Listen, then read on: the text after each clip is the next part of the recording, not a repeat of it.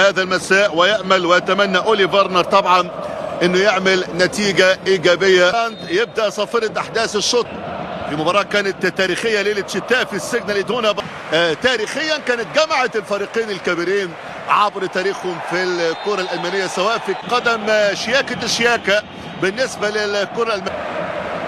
هذا الخطأ على طول، الكرة تاني على وسط الملعب والانطلاقة على طول ملعوبة خطيرة جدا ممتازة راسية من هذا المساء.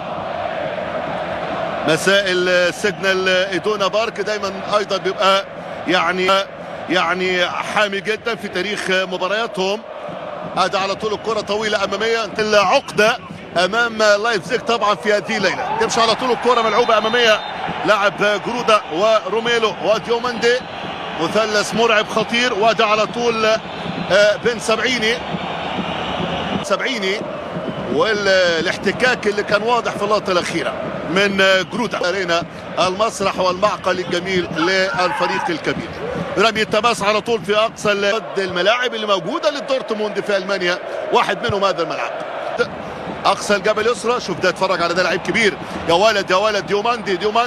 ديوماندي يمنن نفسه بالعرضية خطيرة. الهدف الأول عالمي، يسجل فريق نادي لايبزيج. الله، العودة لسه موجودة. الجبهة الشمال هي أخطر الجبهات، والثلاثة الدفاع بالنسبة لدورتموند. ده لعيب كبير يا ولد. شوف ديوماندي هنا الترقيص الحلو، لعب بكل الخطوط. هل فيها هنا شك أم لا؟ وقع على مانويل نوير الحارس العظيم. امشي على طول الكرة أمامي ورمي بن سبعيني وأنتون، مثلث دفاعي. حضراتكم بيلعب ب 3-4-2-1 مع دفاعية في غياب او بشكل كبير جدا على المستوى في الاداء الدفاعي بالنسبه للصف، وكل التوقعات حاضره هنا في هذا المساء الجميل. بايرن ميونخ هو القرار بالتسديد. شوف كم واحد راجعين لصالح دورتموند بيلعبوا انتشار دورتموند في العرضات خطير. والثاني الله، الثاني هو نفس اللاعب نفس الطريقه. اولي فيرنر لعب مع المدافعين. شوف اللي بيشتغلوا عليه، طريقه لعب وتكتكس لعب واسلوب لعب وفلسفه. وحاول التحضير للعرضيه خطيره ممتازه راسيه، لكن يطلع الدفاع.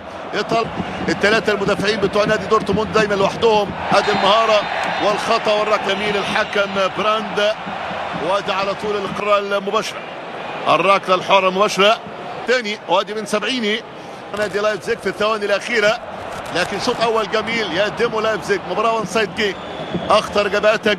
Still Diamande. It's all a bit of a muddle in the box. And Dortmund. The build up. Lots of Leipzig players are stay in the final third, press high. But no foul. بيكهام دورتموند. تمشي على طول الكره ثاني، عرضه خطيره، هوبا على الهدف. والهدف يسجل الان لصالح دورتموند. يسجل دورتموند، يقرب الفارق ويسجل على طول بن سبعيني. يسجل هدف ممتاز لصالح دورتموند. اذا كوفيتش الان يتنفس بعد 4 دقائق. شوف العرضيه وادي الراسيه الجميله وادي الهدف. لجنه التحكيم للحكم بنيامين براند. انما البروس 170 هدف و